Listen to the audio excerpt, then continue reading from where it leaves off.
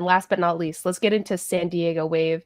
Jen, your former manager, Jonas Eidevall, is back with the Wave. They finished 6th last season after brilliant start to the beginning of the year. Its second half had their hiccups, had their faults.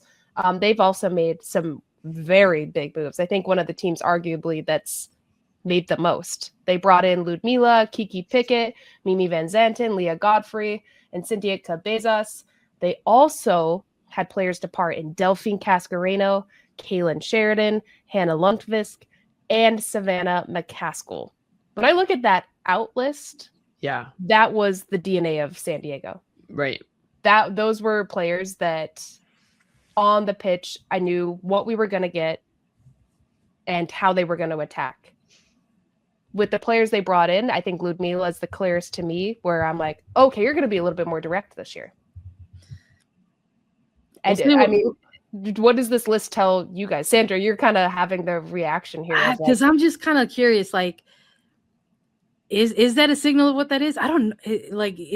Are we going to see like direct play from Jonas Eidevall and staff? Like, I don't know yet. I don't really know yet. I was very high on the Ludmila acquisition for them. I remember like when it came through, I was like, okay, we're cooking here. Like, what are we going to see? I was thinking that we're going to like get to see this cool, something new and different with Cascareno. And then Cascareno makes an exit back to Europe. And so now I'm like, okay, like still high on it. Like, how are they going to be utilized? So I think there's still a lot of excitement for this player's arrival because of the pieces around, whether it's, getting fed balls from Dali, working alongside Dudinya. Like, there's going to be opportunity here for players to build that chemistry. Players who probably already have some of that chemistry with each other already, and 2 Brazilian internationals. So I also think of somebody like, young players on this team in like a Mel Barcenas. Like, my hope is that like Mel Barcenas is going to get to work alongside a player like Ludmila and all of a sudden like take her techer level to the next. And she's already got great skills at such a very, very young age. So I think for me, the curiosity lies into like, what do some of these moves mean on the staff side of things? Like, I don't know, like Jen, like Eidevall's got like a full season of NWSL under his belt now. Like, there's an adjustment period for everyone, and that includes coaches too.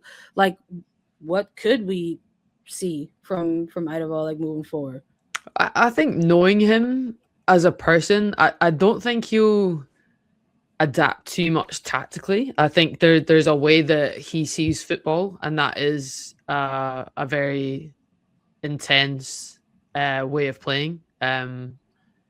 Which is hard to practice, hard to train. But then I think we saw the execution of that at the start of the season. And I thought the way that we were watching the Wave, like what you guys both touched on, playing really good, fluid football going forward and scoring some really good goals and that sort of an element of directness, but not overly direct. I thought they played some good stuff. And Kenza Dali was definitely at the heart of that in the midfield. I thought her game went to another level, if we even thought that was possible.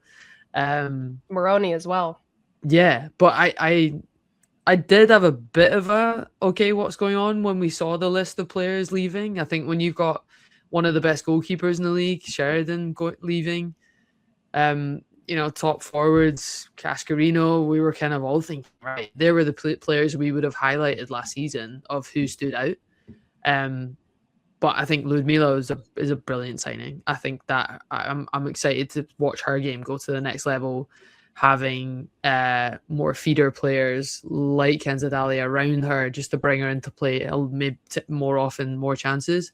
Not as if she needs many. We saw her score hat tricks for fun last season. But I know what you're saying. I think what Jonas Eidevall coming into a league for the first time, and that is massive learnings. We've already touched on coaching learning curves for other teams and how that is just as the same as players. Because I do think it takes some settling, not just from a football style, but from a communications culture style as well. How do your players like to be communicated with and coached, and how does that settle, and what's the feedback you're getting?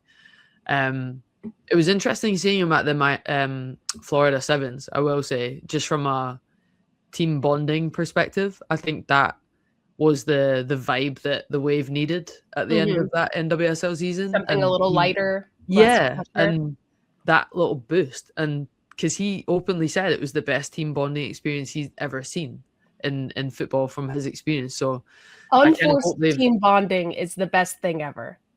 Say that again. Unforced team bonding is the best thing ever. Oh man, I mean, some people do love it, but who wants to go bowling and have forced fun? Or we can do a segment on awful team bonding we've done. We need to do that. That would be a good one. Yeah, I want to do it right now because I have so many in my head. Who wants to go? Like culture sessions when you all split off into tables and the team and you write, and I'm like, but what does respect mean? What does it mean? Is painful. Man, y'all got me convinced. I'm like, dang, like maybe San Diego's got the leg up because they had that World Seven experience. Yeah, maybe. Like, let's go. Yeah. Basically, walking out to music and creating a dance is much better team bonding than going and doing escape rooms. All right. That's what I heard from it. Well, looking at these changes, how San Diego played last year, Jonas Eidevall, Jen, you're very familiar with him and his coaching style. Where do you think this team will finish with the roster they have now?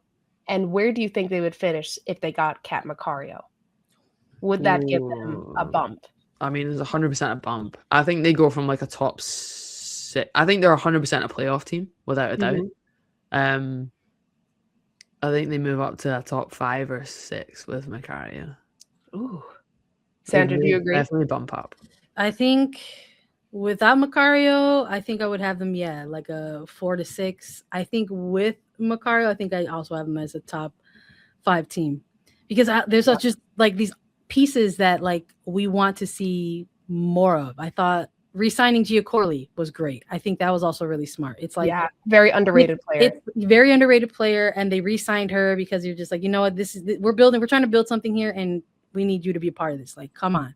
So making that re-signing, making the moves that they made, apparently being in the running for Macario, like Kiki Pickett, also one of these players for me. Very dynamic too. Very deeply underrated player, like can absolutely change a game in a single moment. Like these are all like, I'm very excited for this roster. And if they add Macario to this, watch out. I'm agreeing with you guys. I think top 5. Without or with? I'll say top 6 without, and then top 5 with. Okay, bumps up one place. Give a little. Bit. Yeah, let's go up a place. I think Sandra dropping gems today. Gia Corley, Dudinya, Imagine Macario, Ludmila.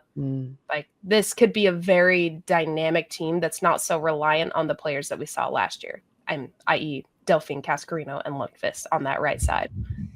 All right, well, we're betting high on San Diego. I love this. Maybe we'll be doing a segment where Macario officially signs. TBD. We will see. I reckon it's one of those, as soon as we come off air, it's announced. Yeah, it'll always happen again. Come on, guys. Come on.